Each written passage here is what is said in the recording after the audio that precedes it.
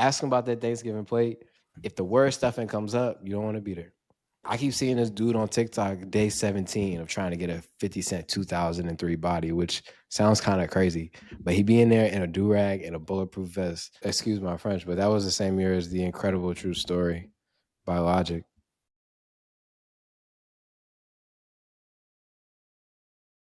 The term red bone meant middle complexion or darker skinned people with red undertones this whole time, which makes more sense than a light skinned person because I don't understand it. I don't understand why that means red bone.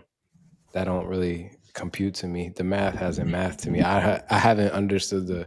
Maybe I need to look up the racist history of the term red bone and bring it to the class. It probably is racist. I'm not gonna lie. Yeah, like Jigaboo or what was it? What was the other one? Ring Around the Rosie. Was that was racist too, right? Yeah, and the ice cream truck song is racist. Ice cream truck song. We didn't even really the ice cream truck song. The ice cream truck came through our neighborhood, but it wasn't like hella. It was a couple of summers. It was out there. Bro was out there. Couple summers. Couple This summer that summers back saved to us. back. There you go. There you go. There you go. This is episode 112 of the Rhythm and Rhymes podcast. I'm your host, AJ Hughes. I'm here with my co-host Antonio Hughes. And that little transition you made, it made me want to get into the Odeal Project. You know what I'm saying? But we'll get into it later. How was your week? How was your week? You know, it was solid. You know, I'm ready for Thanksgiving. I'm ready to show my plate. We're gonna do plate wars on R&R. You know, so we'll see who has the better plate by the end of the week. But you know, I'm excited. I got Leon Thomas next. December 3rd is what, Tuesday, Wednesday, something like that. So that concert should be good. I've been seeing his concert's been real good. He's been playing the guitar most of his songs, so that's pretty cool to see. But I'm excited for that. Okay, I saw a video of him playing. He was at the Rock and Roll Hall of Fame playing with Stevie Wonder. I thought that was cold. I thought that was really cold. Yeah, and he was playing with Stevie Wonder. He shook Stevie Wonder's hand. Stevie Wonder had spatial awareness. He knew exactly where he was. And they were standing in the same room. So I thought that was funny. I thought that was really funny. We could put the video in here. I'll send it to you. But I wanted to start with Tyler, the Creator, being named Apple Music Artist of the Year. I found this interesting for a couple of reasons, right? First, you saw this, right? Yeah, I did see it. I saw the the clip and the video and everything. You know, my goat. So okay, crazy that Tyler, the Creator, is your goat, but I'm gonna move past that. Chroma Code. Here's some stats just to give you his 2025. Chromacopia came out in I think October of last year. yeah. Oh, so it was late last year. So essentially, the rollout, knowing how Tyler does it, was basically a lot of 2025. I did contribute to his revenue and his funds. You know what I'm saying? I bought the vinyl coming off of Calling If You Get Lost. I was like, you know what? Let me support. But that wasn't, one of my favorite projects. In hindsight, I probably could have saved my $30. So he did that. He also did Don't Break the Glass, which came out in June, which, acquired taste. I'm not here to talk about my opinions on these projects. Grammy nominations in alternative and rap. One of the best verses on Let God Sort Him Out. This is the show notes that Antonio put in. I would agree with that. Mm-hmm. Can't Flog Nah, which was moved back a weekend. Yeah, it was I just want to weekend. add. And then Apple reports he amassed over 4.5 billion minutes of listening time worldwide between November 2024 and October 2025, the highest on the platform to date, which I feel like is some word soup there or some word sorcery there. The reason I say this is because is it his highest on the platform to date or is anybody's highest on the platform to date? I'm pretty sure it's his because Okay. he talked about in the video, like when he was doing like the interview or whatever, he was talking about specifically Sugar on My Tongue and Don't Tap That Glass is just doing crazy things for him. And that's obviously because it was in this whole nother lane and whole nother genre. So I really think that besides the fact that Chromacopia, the tour and the whole the character he was doing, I feel like that contributed to people being really interested in what he was doing for the past year or so. Fair enough. And I guess he did have a super visible year and a great year all around if you compare it to his previous years. Mhm. Some other things you put in here, the tour was his largest and highest grossing tour to date, spanning North America. This is the Chromacopia tour. Yep. North America, Europe, Australia, New Zealand. From February to September 2025. He headlined Governor's Ball, Lollapalooza, Outside Lands, and Oshega. Never heard of that one. And then he is making his film debut in a movie I'm actually interested to see. I don't know if you saw the trailer for this. Did you? I For didn't. I Marty actually Supreme. that was actually a new thing. I didn't even know he was going to be in a movie. It's so Tyler that it makes sense for him to be in a role. And he's not just like he's not Bad Bunnying it or Meg Thee Stallion in it. Just for the example, where you pop into the movie, you get a couple of lines for 5 minutes, and then you get off, right? Like he's a supporting character. Like if not the second, the supporting actor, like a very integral character based on the trailer. But it's about this dude who's trying to become a professional ping pong player, but instead of it being no, that's what you would think. Thinking like listening to it and watching it at first, like the first couple of scenes, you're like, this is a joke. But then as the way the trailer cut it, bro, it's like this is a thriller. This is a thriller. And I'm like, bro, to be able to make such a whimsical type of story into a thriller, it's like you know the story of like the artist when the parents are like, yo, go to school, get good grades, become an engineer. It's like, no, mom, I want to be a singer. Yeah. Make Singer a ping pong player, right? And it's so like it's like, oh my god, he's willing to sleep on Hilarious. couches, be hungry to be this ping pong. And it's like, bro, I'm with it. By the end of the movie, I mean, by the end of the trailer, I was with it. At the beginning, I was like, I'm not here. But at the end, I'm like, I would spend $10 to see this. Let me say that. Yeah, I definitely am gonna have to see that then. I didn't know.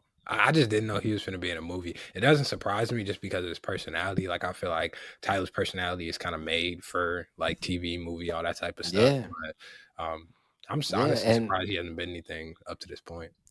I am too. His scenes were pretty strong, but regardless, this is going to be part of the year, right? And so I would say, oh, the main actor in that is Timothy Chalamet, the young white boy that be putting the fits on at the New York Knicks games Yeah. at the Garden. But Tyler the Creator being named Apple Music of the Year, I guess. Do you agree? I don't even want to say do you agree because I don't like the way we like. Do you agree with the award that another organization gives an artist? If you were at Apple, would you have voted for Tyler? If not, what other artists would you have potentially like put on in the running for this or nominated? I think it's really. I feel like it's kind of hard to say who else. I think Gunna has also had a really good year. Like his tour has been going crazy. Like his shows have been super hype. You've been seeing some of the ones where he didn't use a backtrack in a lot of his songs. And I was kind of mad I didn't get to go to a Gunna show. I feel like Leon Thomas is another person I'd have to put up there. Obviously, like he's had a really visible Yeah, year, a really I guess interesting year. But I really think Tyler, as far as like all forms of media and stuff like that, he's really kind of been running stuff. Like he came on with one album, was on tour, and started making another album, and then released that. That album went crazy. I feel like that expanded his fan base even more than what it already was. I do think the fact that he's been headlining a lot of these festivals too is another important part. You're sitting there shaking hands, kissing babies when it comes to these different rooms that you need to be in, and I think that set him up very well. I do think we've been talking about the whole like big three thing and like who would be next. I do think I did mention Gunna. I think he's a person who's trying to push his way in there, who's really putting on for himself. But I think Tyler has put himself in this place where he is one of the top rap artists right now. And it really doesn't surprise me that he's here. I definitely think like I personally, I know you didn't like Don't Tap That Glass, but I think every time I've went back and listened to it, I liked it a little bit more. There's definitely songs on there that I didn't like the first time that I definitely can vibe with now. I think Chromacopia had a really interesting story, and a lot of the songs on there, like even one of my best friends, Tongue Guy, he didn't like Tyler until he heard Chromacopia, which is weird to me. And I think it's just some of the Yeah, like that was weird to me because Tyler's had a lot of albums that I feel like content wise might be better than Chromacopia, but I think some of the stories he was talking about on there, I think some of the vulnerability really touched people. So I think that I'm not really surprised he's here, to be honest. Yeah, I would agree with you. I would say he's definitely, if not the artist, at least one of the artists that would be on a short list. Hmm. Off the top of my head, in my world, the only other name that's like this person's been running in a year would be Leon Thomas. So I agree with you there. I wouldn't be mad at this year because I love the music and maybe this is my bias. I wouldn't be mad at Leon Thomas getting everything. You know what I'm saying? So if he would have got this, I wouldn't have been surprised. Bad Bunny also is somebody you can also throw in the mix always, especially with his residency in August. I think that Yeah. would have been an interesting name. But I'm not mad at a Tyler the Creator nomination for anything. I would say that. Um, yeah, I mean, shout out to Apple. I felt like I don't know. I like in this new era where there aren't magazines anymore. There's no magazine covers. You know what I'm saying? News Mhm. articles in that way. So like things like this that catch my attention and make me watch, go dig a little bit. I don't mind it. You know what I'm saying? So I thought this was pretty cool. You know, we still need to brainstorm and figure out what we're doing because I feel like we need to figure out. We don't need a Grammys. We don't need an Artist of the Year, but we need something like specific for us, like campaign wise. Yeah, I definitely think that would be important. I saw this guy that I follow music wise. He just posts like music content and stuff, but he did like his top 20 albums of the decade for him, like his personal favorites. I think that would be something interesting. So I'm definitely thinking about some stuff that we could do. I think, the fans want it. You got to do it. That would be interesting, and I think at least music ear listener wise, at least I'm definitely 10 in, like a good 10 in, where it's like when I think about 2015, like when did To Pimp a Butterfly come out? That was 2015 or 2016, right? Hmm. Alexa, when did To Pimp a Butterfly come out? To Pimp a Butterfly was released on March 16th, 2015. Yep. Yeah, because that was the same year as, you know, excuse my French, but that was the same year as The Incredible True Story by Logic. Why is that? Excuse my French. You're hilarious. Niggas be acting like, yo, we all like Logic. Everybody can't be acting like now that Logic isn't as good. We didn't like Logic back in the day, bro. Come on. Logic did so much nutty stuff outside of music that it was like, I don't, and then the music started getting kind of crazy because even I don't want to talk about that song, but after the unaliving song, you gotta X that out Yeah, because you can't say I that know. one. But after that song, there was some stuff where it's like, yo, what's going on? I didn't listen to another Logic project until what project was that he did that was all boom bapish? Because What this the last one he put out, Ultra 85? yeah. Yeah. Let me see. Look at this. Was it Ultra 85? I No, got off of Logic after I saw him crying on Vinyl um Days. Vinyl Days, yeah.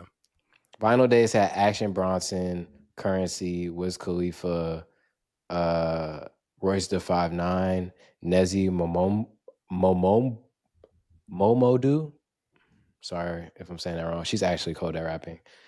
The Game, DJ Premier, AZ, and I thought Russ was on this. Yeah, Russ. The Yeah. the song you heard therapy music with Russ, Yeah, that's the best song on the album to me. bro. Logic kind of got off. You know what I'm saying? I wasn't mad at it, but Russ killed that because he did this Washed whole up. verse. Bro, this is how you know a verse is cold. When you do like he did the whole verse talking about the therapist's perspective on him and his perspective. And at the end of the verse, he says, I'm my own therapist. You know how cold that was? Bro, I Yeah. remember being like, yo, Logic back. I remember for 10 seconds, I was like, Logic back, you know? Anyway. But yeah, what I was saying, 2015, that was like a formative year. To Pimp a Butterfly was like, oh, this music stuff. And Yeah. it's 2025. So a 10-year might be interesting. I don't know what we would do. We come up with a couple ideas. We could try a couple things, throw a couple things at the wall. We'll see.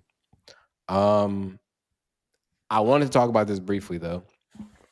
The UK is moving to ban the resale of tickets above the original price. Um, Article by Music Business Worldwide. Again, your sponsor could go right here.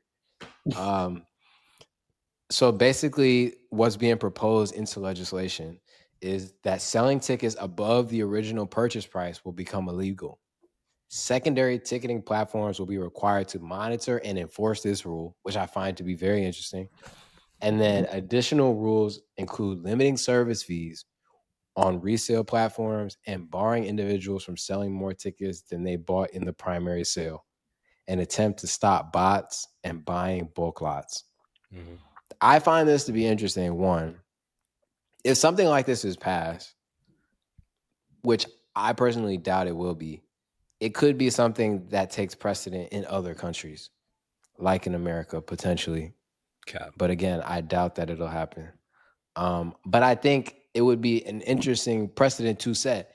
I saw that the UK estimated that it would save concert goers 110 million pounds, which is probably close to like 130 million, 130 million, 140 in that ballpark, which I thought would be really dope. But what do you think about this potential legislation? And do you think it could get passed in the UK or here or anywhere?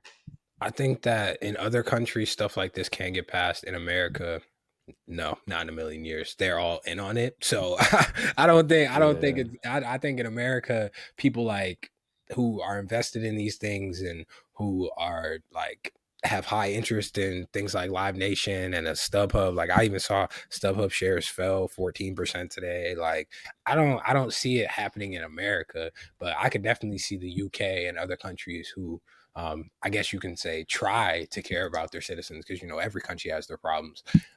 But I feel like other countries do try to do stuff like this and do try to reduce costs for the consumer. But in America, no, we're the country of monopolies. We're the country of we gonna charge you more than you can afford at every chance that we get. So I don't think it'll do anything for Americans, but I definitely think in the UK and some of these other places, this is a great idea. I think it'll curb a lot of those extra prices that you're paying, a lot of those fees.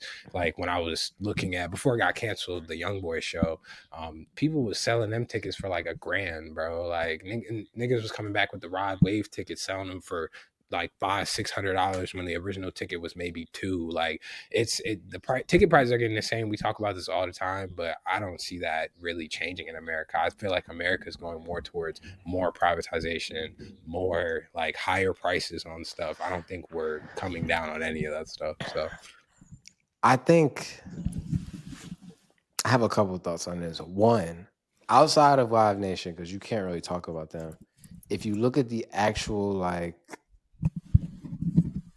numbers of these reselling platforms, a lot of them are not very profitable. Like yeah, StubHub is not super profitable. I think I read something that they lost money for mad long. SeatGeek, same thing. And so I think in other countries like that, it's like, yes, obviously they're hundreds of millions of dollars in revenue, right? Mhm. But I wonder, like, how much power do companies like that minus Live Nation really have, right? You Right. know, um, the concert that made this legislation get brought up was like an Oasis concert, which is a band out there, I think. And so I wouldn't. I think what could happen potentially on this would also be contingent on Live Nation and their current lawsuit. You know what I'm Right. saying? I think that could play a factor in it because if they're broken up as a monopoly, that could affect how they how they operate globally. And if they become a smaller player in the UK because they're broken up, I could see it some type of legislation, maybe a cap or something like that potentially happening. But yeah, I do think it's unlikely overall. I don't think something like this could potentially happen. I did see another article though that Live Nation, and we don't have to talk about this a lot because I feel like eventually they'll lay it all out and we can just read through the documents. But they filed a motion to dismiss the case that they have with the government last week. These niggas is the cartel. Yo, The cartel, motion to bro. dismiss. We The see y'all cartel, doing bro. it. The cartel. They said, "Yo, y'all ain't got nothing on us. Let's just get rid of it." But I think this would be interesting. You know what I'm saying? I'm a big proponent of Dice. I like Dice. When I throw an event, it'll be on Dice. So I'm all for secondary markets that are fair. So I just thought it was an interesting article. Yeah, that's definitely interesting. I think it'll be cool to see though. I hope they do get something in like this so I can go to more shows that I want to go to without having to throw my whole wallet at it, you know. Potentially, yeah. Quickly, what you know about juking? You know what's funny? I've been Is that seeing before your time? it's like right before my time, but I feel like people are trying to bring it back. Like I feel like I'm seeing a lot more content of people in Chicago doing the little juke battles. I feel like I've seen a Nah, lot of shake, the nah, bounce. No, come let's see. on, let's juke, let's juke, let's juke, let's juke, let's juke. Yo, Yeah. yo, I hope we bring it back. I'm all for it. But yeah, no, it was kind of like I was on the end of the era in terms of high school. I'm talking high school now. I was on the end of the era. So some of the older people, they would be juking. Some of the people my age would join in. My feet didn't move fast enough at the time. You know, I was flat footed, 10 and a half shoe. My feet didn't move like that. But footwork has been getting better. I've been at too many African parties recently for me to have no footwork. So I've been in the crib practicing, you know what I'm saying? I was just listening to a bunch of juke music, footwork music recently. I'm for bringing it back. I'm for bringing it back. I'm about to start adding it to the mixes, bro. That's Yeah, all I wanted to say. you know what's funny? I think Philly is also another place where that got pretty big too. Like, and I see them. Baltimore, Philly, Yeah, yeah, like yeah. TikTok will bring you content like that, but I just think it's interesting that there's people like they'll literally meet up, do battles and stuff like that. But yeah, end You of know, the my era. favorite juke video is the Michael Myers one.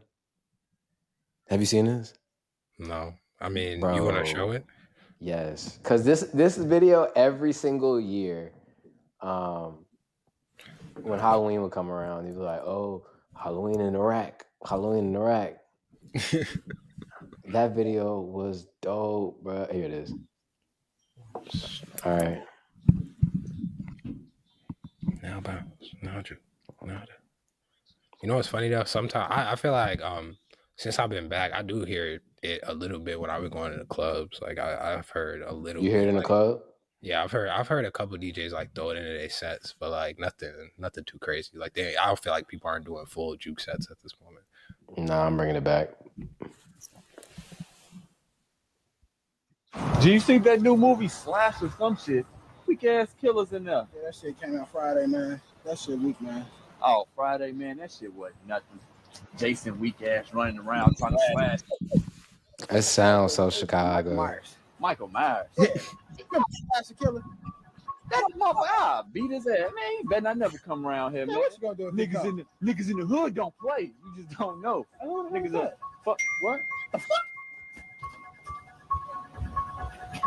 Hey,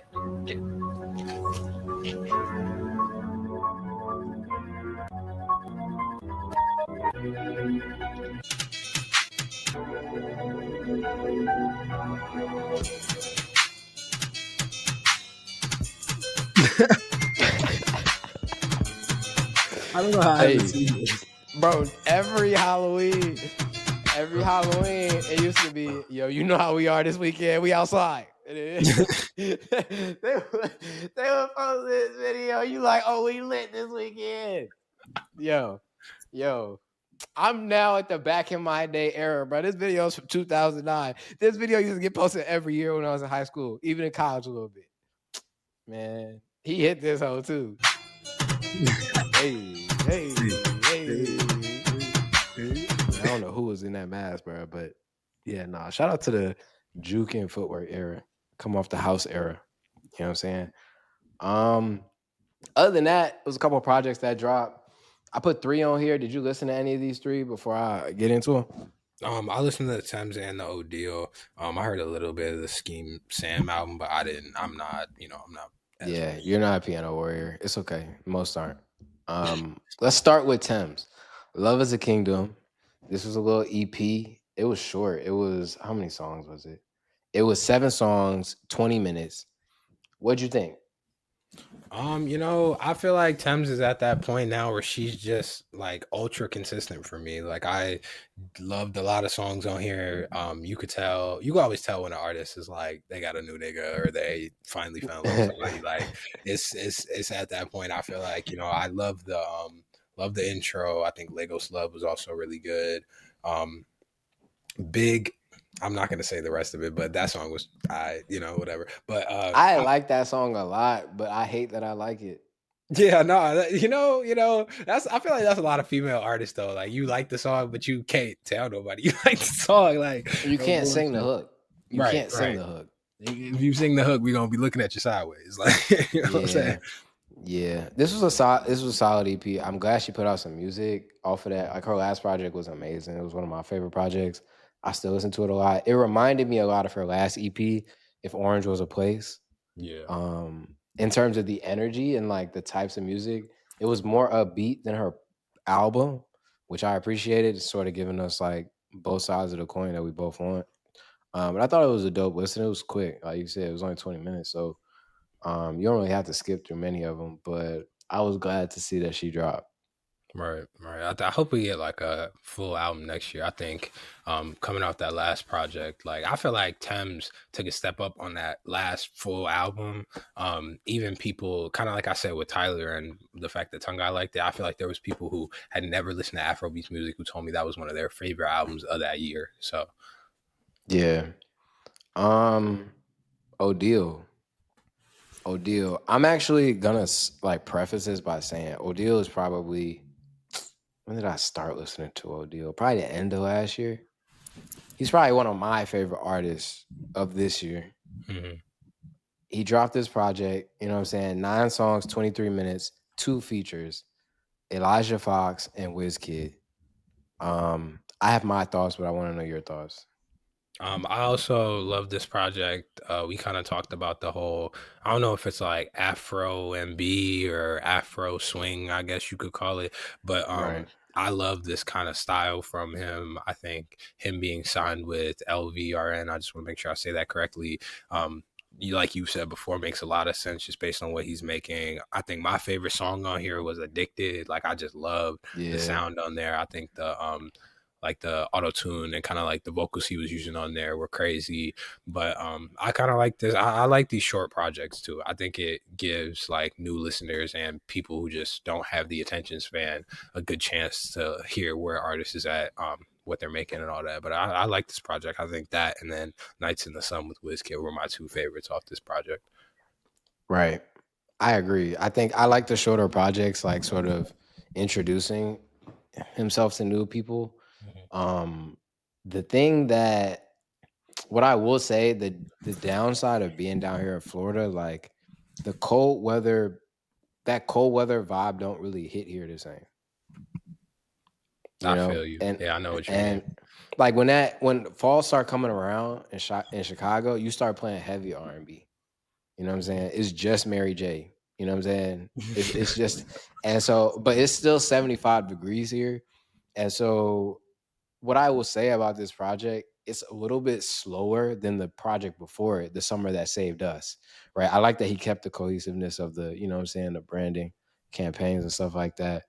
So I'm not ready to like really give it a real opinion yet, because I wasn't able to bump the whole thing all the way through. I listened to each song, but like front to back, I turned out a couple songs, turned off a couple songs. You know what I'm saying? I like the intro Reason with Elijah Fox. I feel like I've heard him on something before, but I don't know who he is necessarily. I liked Addicted a lot, and I'm glad he got the Wizkid feature. You know what I'm saying? I'm so glad, because we kept seeing clips of him and Justin Bieber before this, and I thought we was gonna get that first, and I'm glad we didn't. You know what I'm saying? And Justin Bieber was hyping his head up, so you know the song is coming. But I'm glad he got a Wizkid feature, and I like the song. You know what I'm saying? I enjoyed this off of first couple listens. I still like The Summer That Saved Us more than this. Yeah. But again, it's super early, so I'm not ready to say I love The Summer That Saved Me. So yeah. Shout out Odeal. And finally, Scheme Sam, a project with no English on it. Let me tell y'all, Let me tell y'all something, man. If y'all don't know who Khalil Harrison is, you need to get familiar. Okay, Crazy.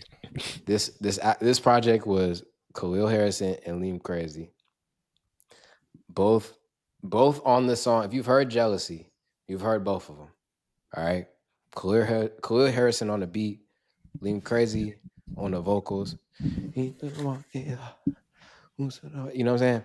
They did a whole project together, and what I will say, I like that they kept the energy. What I noticed, like what I started to notice with Amapiano, certain producers or DJs or artists, whatever you want to call them, because they're sort of in all lanes. Right. When they get together, it's like you can tell. How do I say this? It's hard to tell who produces what, but once you start listening to them together individually, you can start like picking up what elements what person brings. Does that make sense? Yeah. And so on this project, there's a couple artists, producers that I think are worth mentioning, right? Tyler ICU, he did Jealousy, Ninke. That was the first Amapiano song that really broke out. You know what I'm saying? He did both of those. He was on this project a couple of times. And in terms of just energy, like I feel like the beat builds throughout Amapiano songs, artists do them differently, but I feel like he has the biggest like progression or build in terms of his songs. And the songs on here, the second track and the third track, I don't know, I can't pronounce those. Like these words, I can't pronounce them, bro. But the second and the third track, he's on both and you can hear it. Or the second and the fourth, excuse me. The first and the second have this guy named Jazz Sax, who's a saxophone player. He at least includes a ton of saxophone. I I heard him first on Kelvin Momo's songs. The first project I heard by Kelvin God damn, pray for me. The first song I heard by Kelvin Momo, or the first project, was the one that Drake posted on his story called Amu Kelani. This was 3 years ago. Jay Sax is on that project a couple of times. And one of my favorite songs on there is Fool Me. But he was on this project too, the intro and the second song, and you can hear it. He did his thing. DJ Matt Parissa was on one of these songs, I feel like. I'm not tweaking. I might be thinking of another project. I feel like I saw his name on here. Oh yeah, he's on the third song. I feel like in terms of global mass appeal, he's on a lot of those records. I feel like he just has understanding of that. And then X Duppy, I don't know how you pronounce his name. He put out a really good project recently, and he put out some really good singles. And he was on one of these songs, the fourth one with Tyler ICU. Other than that, I just think I'm gonna do like an editorial piece on Liam Crazy and Scott's Maparissa, and probably Young Stunner, because they're like, I don't want to call them rappers because this isn't rap, but it feels like they're rappers, if that makes sense. Maybe it's more so like MCing, like it's closer to that. Yeah, it's just like whatever they doing on a track, I don't know what they be saying, but it sound fire. It's kind of like Bad Buddy. Niggas don't know what he's saying, but it's fine. Like, bro, when he get in his bag, yo, when you hear this on a I saw my Same. You hear I saw my Same on a song? Same. You hear that on a song, you know it's gonna go up. And there's like 3 songs on here where he come in with, yeah, bro. This is a good listen if you're a piano warrior. I'll say that. It's 8 songs. It's 52 minutes long. Yo, that's insane. So if you can make it through, you know what I'm saying? You in the gym, you cleaning dish. Yo, this is clean dish music. And that's not a slight. This is I'm vacuuming, I'm sweeping, I'm fluffing pillows, I'm folding clothes. And that's not a slight. That's all I really have for y'all. Other songs that dropped this week that I think were worth mentioning that I didn't get to. Victini put out a little EP, 8 songs, 24 minutes. Don Jazzy is on it. Shout out Don Jazzy. You know what I'm saying? If you don't know, his label is the one that has Irish Star and Rema, but he's also an artist. Olamide is on here. Sheree Moore, who I don't know, and Terry G. is also on here. I will listen to this because I am a Victini fan. Rex Life Raj put out 3 songs, Offering one. Another Amapiano artist that I like a lot, DBN Gogo. She's a DJ. I enjoy her DJ sets. I can definitely say that. I couldn't give you a ton of the songs that I know by her, but in terms of her DJing, I like her sets on YouTube. She put out a project called The Godmother. Her last project was solid, so I will get around to this. And then Aya Nakamura, French legend. This project, the names on this project let me know where she sits in terms of French music, right? These are the features on this list, on this album. Kali Uchis, Shensia, J.O., Okay. Joe Duet Filet, and then somebody named Kanye. What I can say, that song Baddies with Joe Duet Filet, he that's the guy that put out that song with Burna Boy. He put out that song. I don't know what they're saying in that song either. Shout out to the Zoes, you know what I'm saying? But off the first couple songs, I'm messing with it. I don't know if I love it as much as the last project she put out. The last one had Mike Towers on it. That song go hard. Yeah. But I'm a fan of Aya Nakamura, so I will get to the rest of this project at some point. Okay, I'm gonna have to listen to that because I did like her last project too, and the fact she had Kali Uchis on there, that's an interesting feature. Yeah, shout out to her. I think that's enough for the week, man. What you got for the people, bro? Okay, well, I have 3 different things, so I'll give y'all Who Wanted by Rico Nasty. I'm gonna do a piece on Rico Nasty because I feel like she embodies like Black alternative. She's always been on the whole rock wave, and I feel like people don't give her enough credit for that. She put out an album earlier in this year called Lethal that I didn't even get to hear till this weekend because labels not pushing people no more, so I didn't get to hear that. But Who Wanted by Rico Nasty. If you got 10 minutes of your time to sit there and listen to some ringtone music, Tems put out From Me to You. In it is probably my favorite song of the album. That's the intro, so that song was crazy.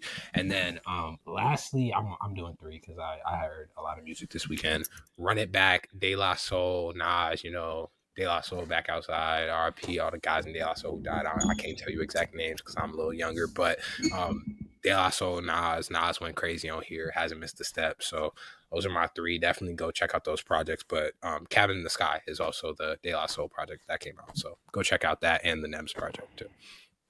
I intend to listen to that project, and I intend to do some deep dives and bring y'all the history on De La Soul because the name is super important, but I feel like because we're younger, we don't know why.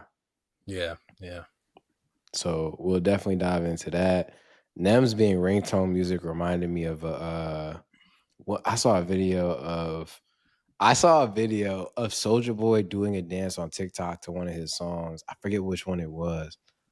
Was it Soulja Boy up in it? Oh, was it that one? No. It was here. Wait, if I look up his little list, I could tell you which song it was. It was a big song too. What song was it, bro? This is gonna kill me, bro. I need me some bathing ape. Nah, bro. What was it? It wasn't Crank That. It wasn't Kiss Me Through the Phone. I forgot he did a song with Chief Keef, bro. Yeah. But I feel like not everybody got songs with Chief Keef, but like Chief Keef been around. Like, this is gonna piss me off. I'm gonna have to lead next episode with it because it was what song was it? Yeah, this is gonna piss me off because as soon as we get off, I'm gonna find the video on my TikTok. Oh, Bird Walk. Why me hear my bird walk? Why me hear my bird walk? Yeah, and the video was 5 million or something. I was early on the video too, and I'm like, bro, let me find out Soulja Boy about to revive his career on TikTok. I mean, I'm not gonna lie, it would not surprise me if he could do that because this is the perfect era. Literally. Yo, shout out Ashley, shout out Andrea, man. You know what I'm saying? Shout out Ashley and Andrea. If you know, you know. Songs I'm gonna give y'all this week. Juke Dat. DJ Rashad, DJ Gant, man. Get hip with the juke music because we finna be on R&R juking, bro. That's the first song. The second song I give y'all. Yo, there's this dude, Fun So Cold. Oh no, BJ So Cold.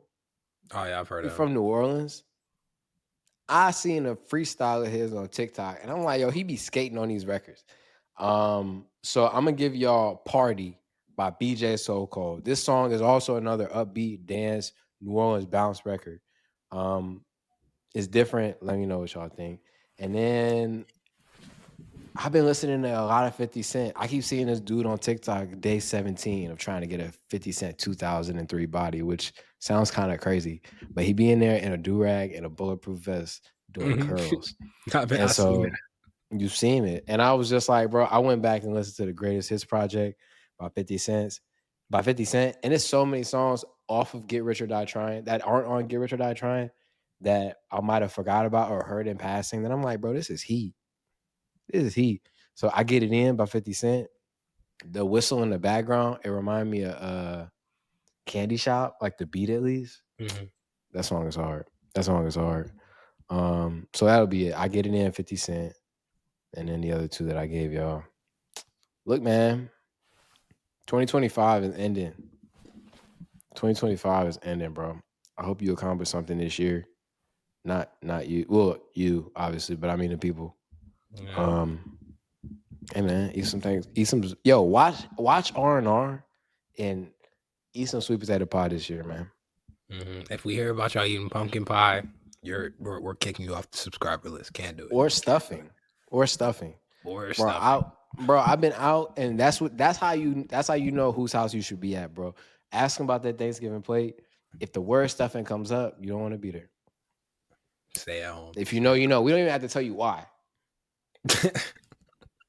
We'll see y'all next week, man.